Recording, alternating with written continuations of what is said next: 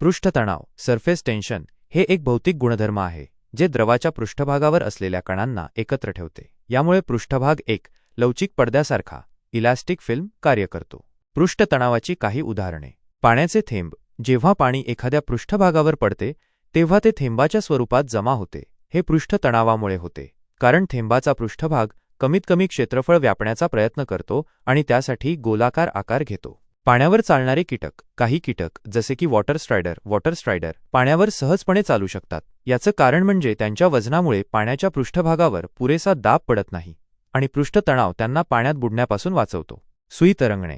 एक लहान सुई काळजीपूर्वक पाण्यावर ठेवल्यास ती तरंगू शकते, जरी तिची घनता पाण्यापेक्षा जास्त असली तरी. हे पृष्ठतणावामुळे शक्य होते.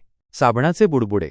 साबणाचे बुडबुडे पृष्ठतणावामुळे गोलाकार आकार घेतात. साबण पाण्याच्या पृष्ठभागावरील तणाव कमी करतो, ज्यामुळे बुडबुडे अधिक स्थिर राहतात. केस ओले झाल्यावर एकत्र येणे.